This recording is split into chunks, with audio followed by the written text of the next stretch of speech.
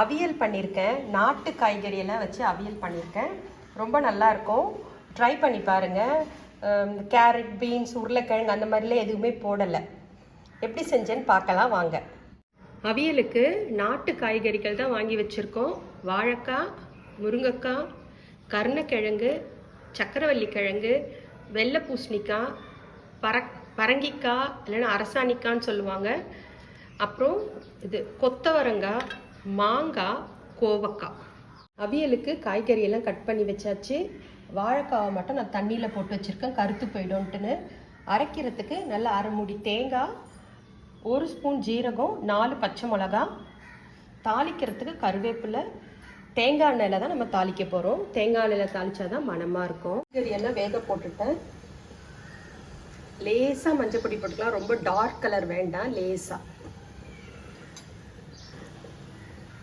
காய்கறியில் ஒரு அரைவாசி வேகட்டும், அதுக்கப்புறம் உப்பு சேர்த்துக்கலாம். காய் நல்லா அரைவாசி வெந்துருச்சு, உப்பு சேர்த்துக்கலாம்.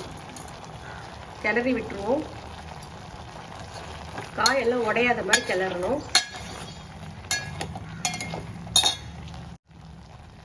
தண்ணி அளவு கரெக்டாக இருக்கணும், ரொம்ப தண்ணியாக இருக்கக்கூடாது.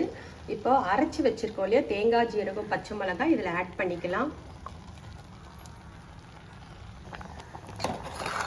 ஒரு கொதி வரட்டும் லேசாக.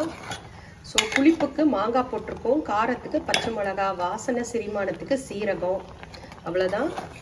சமையலே இந்த 3 தான். உப்பு, புளி, காரம் இது கரெக்டாக இருந்தாலே சரியாக இருக்கும்.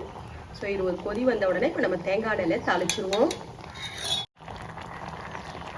நல்லா கொதிக்க ஆரம்பிச்சிருச்சு, தேங்காயெல்லாம் அரைச்சி போட்டது. இப்போ இது மேலே நம்ம கருவேப்பிலையை போட்டுட்டு ஸ்டவ் ஆஃப் பண்ணிக்கலாம். 2 ஸ்பூன் தேங்காய் எண்ணெய் ஊற்றிருக்கேன். கடுகு கொஞ்சமாக தான் போடணும், தெரியவே கூடாது அது தாளிப்பு. அதில் இதை இப்போ இந்த நம்ம கருவேப்பிலை மேலே அப்படியே ஊற்றிக்கலாம்.